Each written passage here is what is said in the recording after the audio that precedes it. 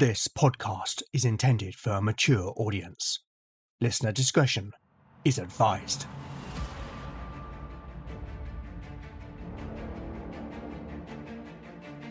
Welcome back to Legend of the Bones. Following in the footsteps of giants, Legend of the Bones is a chimera. A mix of old-school tabletop RPG and dark fantasy storytelling.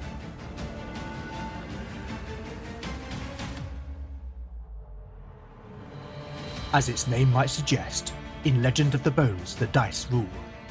There'll be no rerolls, no fudging the dice, no metacurrency. The roll of the bones will determine the character's destiny, and no one will be spared their fate. None shall escape the destiny of bone.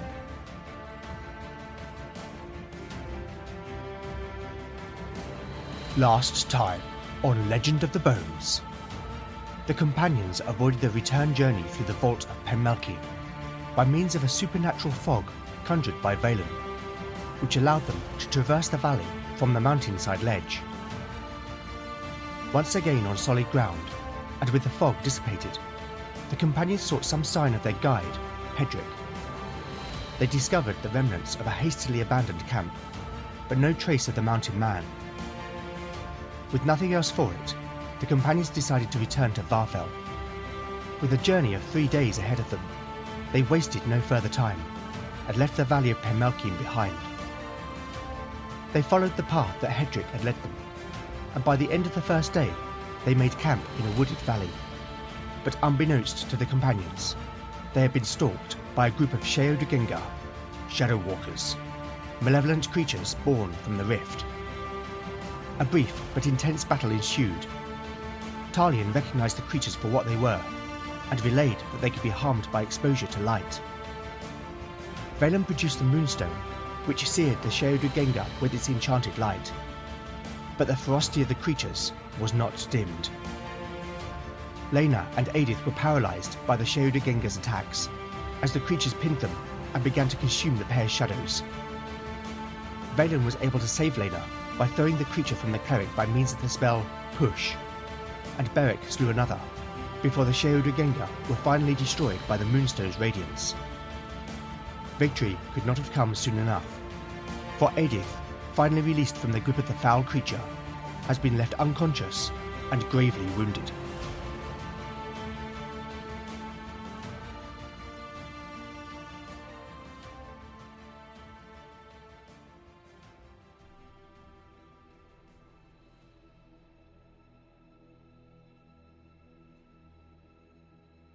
Chapter 72 Part 1 3 days ago. The sounds of men at work filtered in through the open window of the modest chamber. The clang of hammers striking anvils in bright, ringing cadence, the rasping chorus of saws biting through timber, and the barked orders of drill masters putting warriors through their paces, all mingled with the ceaseless hubbub of daily life rising from the growing settlement. Reynard of Harburg sat in silent contemplation as he waited. The tips of his fingers pressed so tightly together that the flesh had turned bloodless. The tension in his hands mirroring the calculations turning behind his cold eyes. On the table before him was a casket, banded in strips of dulled iron. Cairo Morthal had become more than just a stronghold. In recent months, the village of Tremorthal, which lay directly to the south, had been swallowed by the fortress's expansion, its cottages and fields replaced by walls and workshops, and was quickly growing into a fortified town, bristling with scaffolds, watchtowers, and half-finished defences. The preparations for war demanded skilled craftsmen, smiths whose forges burned day and night, armourers shaping steel into helms and mail, and bowyers bending seasoned yew to be capped with horn. It had drawn people from across the land, others coming to support the swelling population. Carpenters, thatchers, wheelwrights, and all the other trades needed in a settlement rising swiftly from frontier post to martial centre.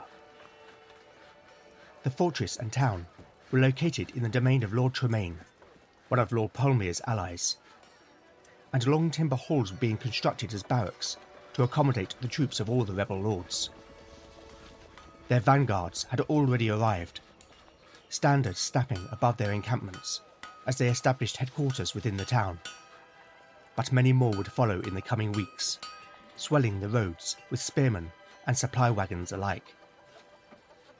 Reynard had commandeered accommodation for his own men, 200 disciples of the Brethren of the Purifying Light, warriors unwaveringly loyal to their holy cause.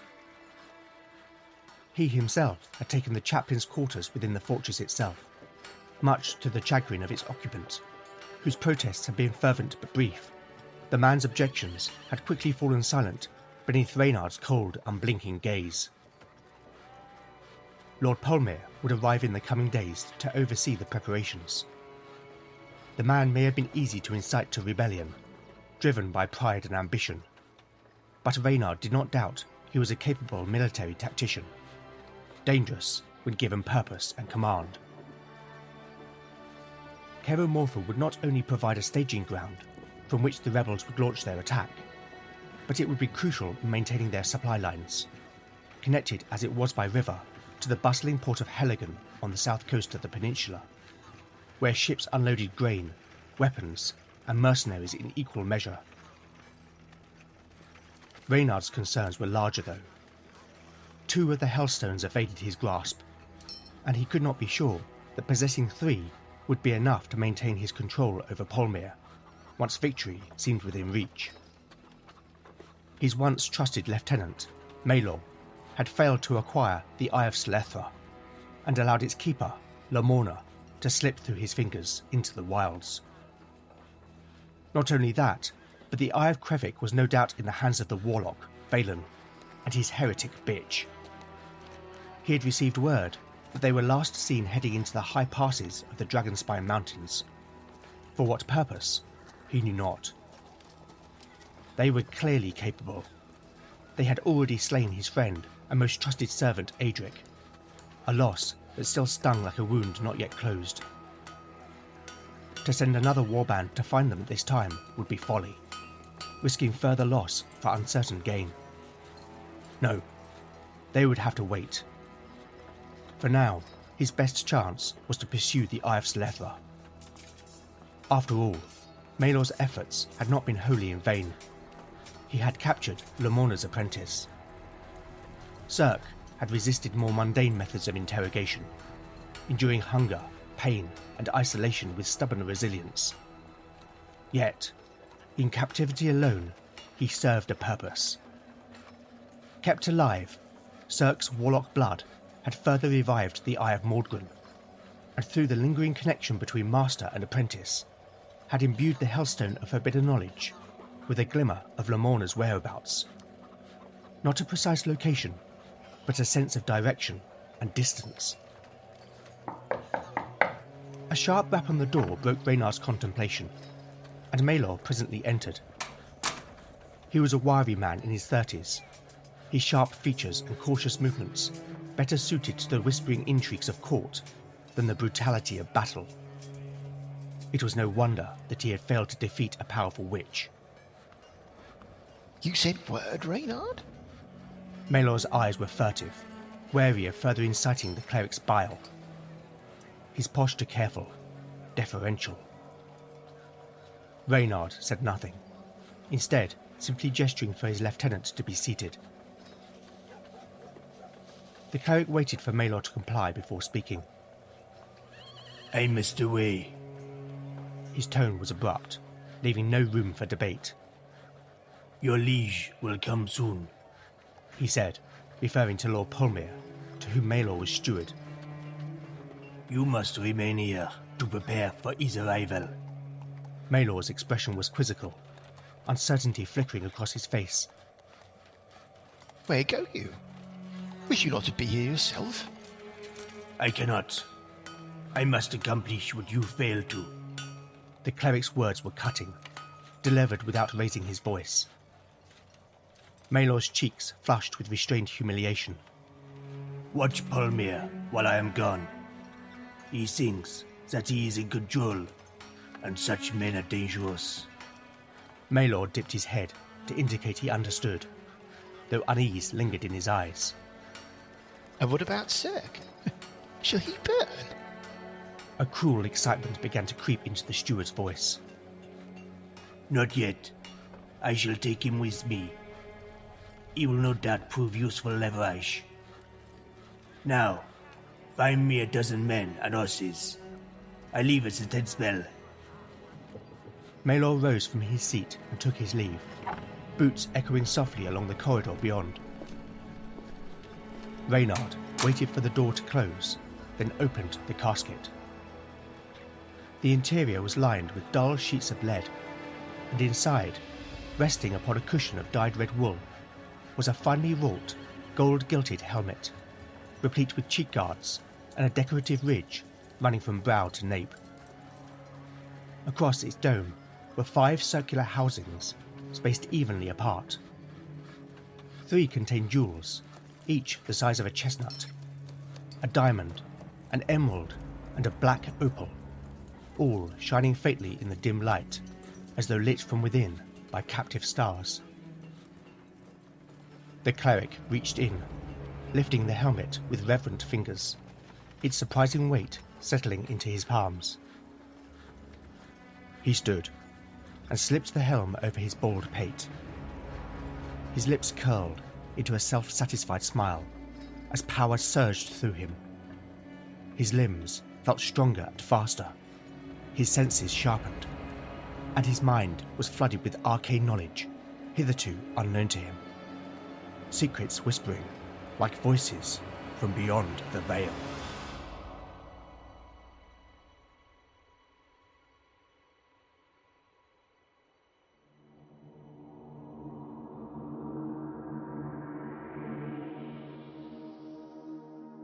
Back in episode 60, we learned that Cirque was a prisoner of Reynard of Harburg. Before the start of this episode, I asked the Oracle some questions to prompt what might happen next. Firstly, I asked if Lamorna might try to rescue her apprentice. That answer was a straight no. Then I asked if Cirque knew where Lamorna may have fled to. The answer to that question was a no but. That but fueled an idea that Cirque's blood, combined with the Eye of Mordgren's power, may unlock a means by which Reynard might track the final Hellstone. With that established, and with Maylor's previous failure, it was logical to me that Reynard would choose to track down Lamorna himself and claim the Eye of Selethra. Whether he achieves that end will remain to be seen. But now it's time to return to the companions. Following the battle with the Sheodu Gengar, Valen, Edith and Lena were all badly wounded. Rather than go through the healing rolls here, I rolled them off mic. The result was that through various spells and miracles, that evening and the following morning, all 3 were restored to full health. However, it is worth noting that when Valen attempted to cast Soothe on Lena at the end of day 63, I rolled a nat 20, a critical failure, which indicated a miscast. Rolling on my miscast table, the result was that Valen is unable to memorize that spell for 2 days, as his mind becomes blocked to it. You may have already noticed, but it's probably worth mentioning, that I have a house rule in which magic users cannot memorize the same spell twice. This means that Valen is effectively a spell down for 2 days. With that done, it's time to make some rolls for the remainder of their journey back to Varfell. Day 64, Weather. An 18, a glorious summer's day. Losing direction. A 4. Using the mountain of Andamathon as their point of navigation, the companions maintained the path that Hedrick had led them. Stumble upon. 12, nothing. And wandering encounter. A 4. Well, that is a relief. Day 65. Weather. A 2. That's a storm. It would seem that the weather front that threatened Canute 2 days earlier has turned south. Losing direction. Given the storm, I'm going to up the chances of losing direction to 4 in 6. A 6. Well, that is a surprise, but good luck for the party. Stumble upon. An 18, nothing. Wandering encounter. A 3, no encounter. Finally, Due to the combination of difficult terrain and the storm, I am going to make a roll to see whether there's any kind of dangerous weather-related incident. I'm going to put the chance at 4 in 6. A 6. It would seem the dice gods have decided the characters deserve a reprieve.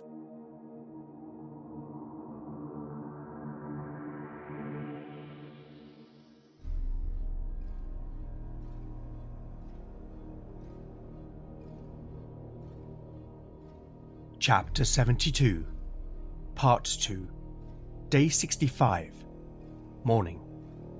Party status: Beric, 60 out of 61 hit points. Lena, 39 out of 39 hit points. Valen, 22 out of 22 hit points. Talion, 33 out of 33 hit points. Edith, 14 out of 14 hit points. Spells available: Valen has memorized Charm Animal, Push, Shield, Entangle, Revive, Clairvoyance, Ignite, Unseal, and Dragon's Breath. Talion has memorized Resolve, Poetic Prose, Pitch, Rally, Imbue, and Lullaby. Edith has memorized Flame, Sleep, Camouflage, and Knock. Lena can pray for 3 first-level miracles, 3 second-level miracles, 2 third-level miracles, 2 fourth-level miracles, and 1 fifth-level miracle. The first cold pinpricks of rain and the bite of a brisk northerly wind marked the day as the companions broke camp. By mid-morning, the iron-grey clouds brooding over the Dragonspine could hold on no more, and finally spilled their burden upon the mountains. Only the day before, the weather had been warm and fine, granting the company good speed after their harrowing encounter with the Sheodugengar. By nightfall, they had made camp beneath the looming shadow of Andamavon, its vast peak standing eternally watchful. Though her wounds had been healed, Edith had grown withdrawn since the attack, her gaze often distant, as though still standing on the precipice of death. Whether it was the closeness of her demise, or the accumulated weight of the trials she had endured in recent weeks, none could say.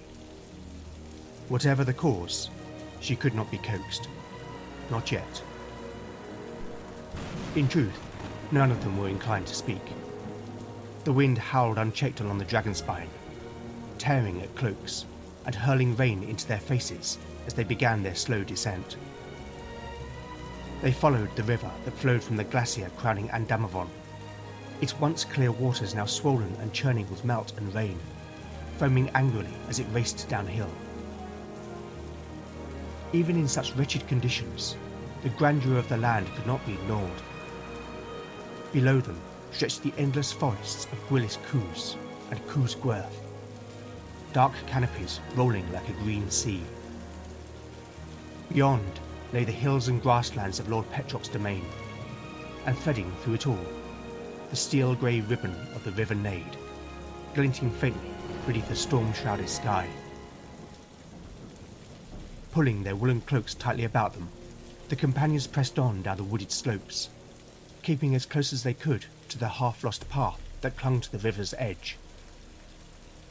The descent was perilous. Mud slicked the ground, stones shifted treacherously beneath their boots, and more than once they were forced to edge around steep banks or slippery waterfalls. Yet, by some mercy, they reached the foothills by late afternoon without mishap. Here, the river had burst its banks entirely, necessitating a detour. Water had spilled across the meadows and pastures, transforming them into vast lakes of brown churn and debris.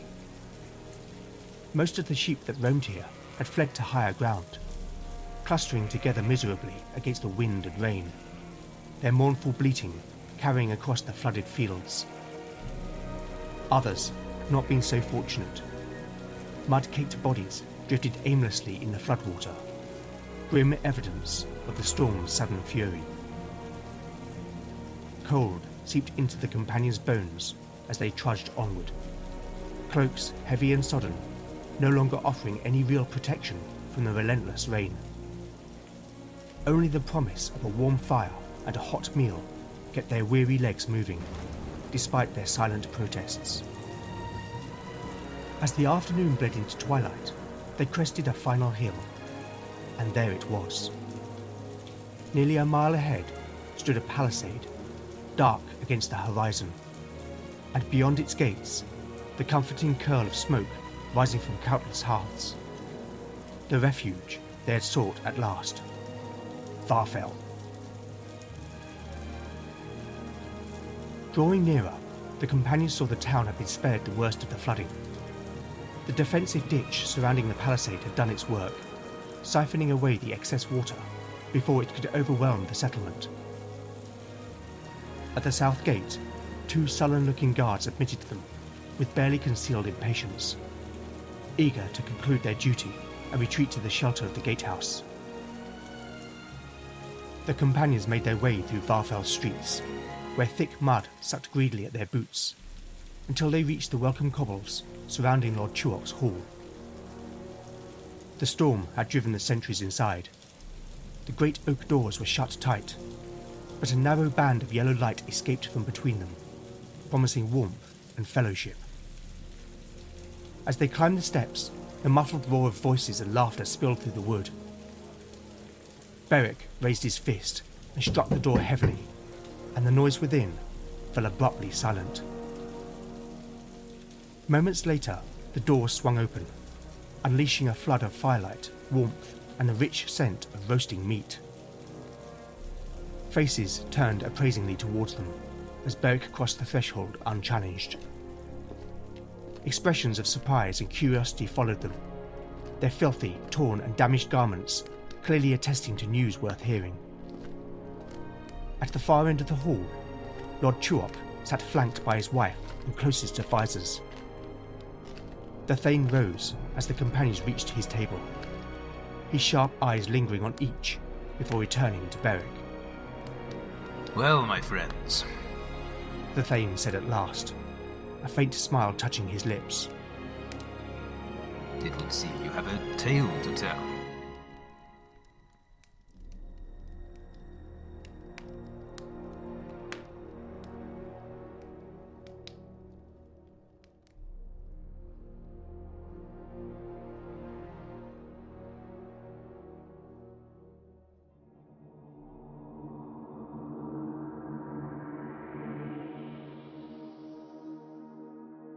So the companions have returned to Varfell without mishap.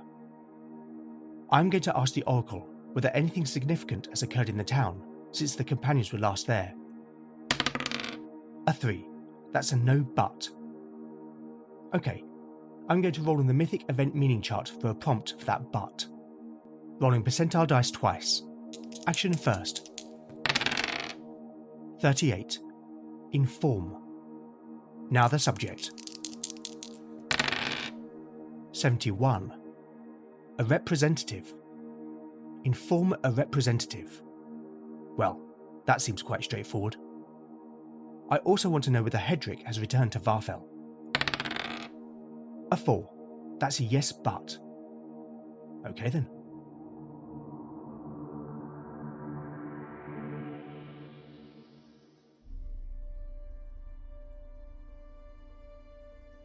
Chapter 72. Part 3. Day 65. Late evening. Party status. The party status is unchanged. The fellowship of Lord Chuok's hall had departed, his retinue dismissed and sent to their abodes, the long trestle table stripped bare of cup and platter. The echoes of laughter and song had faded, leaving behind only the low crackle of the hearth's fire and the smell of smoke and spilt ale.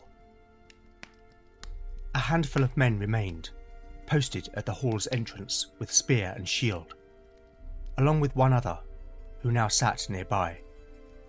The man who had guided the companions into the dragon's spine, Hedrick. Chuok waited in patient silence while the companions filled their bellies and slaked their thirst. His gaze was steady, and unhurried, taking in not only the fresh scars that marked their bodies, but also the unfamiliar presence among them, measuring each without comment. Beric had watched Tuok closely as Edith had answered the Lord of Varfell's address. Even beneath the grime and the tatters of her garb, Tuok had clearly discerned the marks of noble birth, and Beric noted how Edith herself had unconsciously shifted, her posture straighter, her words measured and formal, as though she stood once more among peers rather than fellow travellers. When they had eaten their fill, Beric, supported by the others, retold the events of the past week. Their ascent into the mountains, the vault of Penmelkine, the nightmare horrors of the Rift, and the fate of Demelza and the Eye of Krevik. Hedrick corroborated the tale where he could, the mountain guide admitting that he had been forced to flee the valley when confronted by the Sheo de Gengar. Angry, half-healed wounds traced his weather-beaten face and arms, attested that he had only narrowly escaped with his life. When the companions concluded their account, Tuok leaned back in his carved throne, fingers resting upon its worn arms, his expression unreadable. His eyes shifted slowly from one face to the next, lingering for a moment on Lena, whose faint aura glimmered softly like embers caught in the slightest breeze. At last he rose, stepping down from the dais. You have struck a blow to the enemy. His voice was low and deliberate, his keen eyes distant with thought. For now, this news should be kept close. Why, my lord? Because believing the Eye of Krevik can still be found will distract the enemy. Valen answered instead, his tone calm but edged with intent. Without all the Hellstones, Reynard may hesitate, granting those loyal to the king more time. But that is not certain. Beric countered, skeptically. True enough, Beric. But we lose nothing. Tuok inclined his head in approval of the mage's reasoning. Indeed. Only this day I have received word from Lord Petrock. It would seem that Lord Canute arrived at Penglanau 4 days since. A breath of relief passed through the companions, none more audible than Beric's. What news, my lord? Lord Canute has sailed to find Einar, and Lord Conwyn musters his forces alongside my liege. As for my beseech, my lord cannot send reinforcements. He has instead commanded that I bring half my warriors to Penglanau with all haste. But what about the town's defences? Beric asked. That I must entrust to my remaining housecarls. They, together with the free men of Varfell, will hold fast. A shadow crossed the Thane's features, hardening his expression. War will soon be upon us, he said bitterly. And the only victor should be the crows. He reached out and clapped a hand on Beric's shoulder. I will tell my lord of what you have done. One day the world shall know of your valor. His gaze shifted briefly to Edith.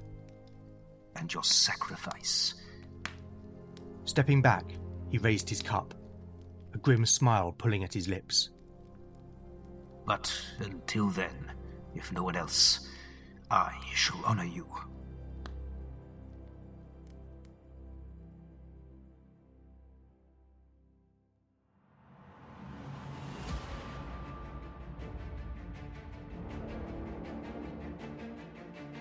Thank you for listening to Legend of the Bones. I hope you've enjoyed the show. If you like what you've heard, then please consider rating and reviewing the show in your podcatcher of choice. Not only do I love seeing the feedback, but it really does help the show to reach new listeners. As always, where would I be without my amazing cast of voice talent? Returning to the show, playing the role of Lord Tuok, is Carl White. Carl is the creator of the superb The Lone Adventurer podcast, a no-frills-barred hybrid solo play audio drama set in Carl's homebrew Magitech world. If you like what I do here, then I seriously recommend checking out Carl's show. Also returning, playing the role of Maylor, is Mike Burnett. Mike is the game master and host of the brilliantly funny and irreverent Billowing Hilltop podcast. I love how the show's bonkers shenanigans mirror my own experience of playing at a live table. My sincere thanks to both Carl and Mike, whose links are put in the show notes. You could also help by liking or reposting new episode announcements, or by recommending the show online or to a friend. You really can't beat the power of word of mouth. Alternatively, if you'd like to show your appreciation by buying me a metaphorical cup of tea, then I have a Ko-fi page at ko-fi.com/Legend of the Bones. Any donations will go towards the show's running costs. While I'm here, be sure to check out soloroleplayersnetwork.com, where you can find a curated list of the very best hybrid solo RPG audio dramas out there. Finally, I'd love to know what you think of the show, and I do respond to every message I receive. So with that in mind, you can contact me on X at LegendBones, Blue Sky at LegendBones, Mastodon at LegendBones, at ttrpg-hangout.social, Instagram at LegendOfTheBones, email at legendofthebones@gmail.com, or go to legendofthebones.blogspot.com for show notes, house rules, character profiles, art, maps and more. Join me next time to find out what awaits our adventurers as the Bones decide their fate.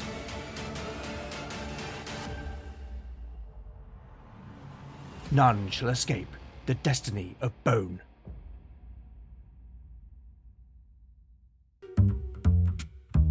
It's fiction in a flash. Bite-Sized Tales is the audio fiction podcast for people who like their stories short and sweet. Flash fiction stories from a universe of genres delivered straight to your ears every week. No longer than 15 minutes, Bite-Sized Tales takes you to a different world on your morning commute, coffee break, or dog walk. Audio fiction one bite at a time. Bite-Sized Tales. Meet the authors and download your stories at bitesizedtales.com.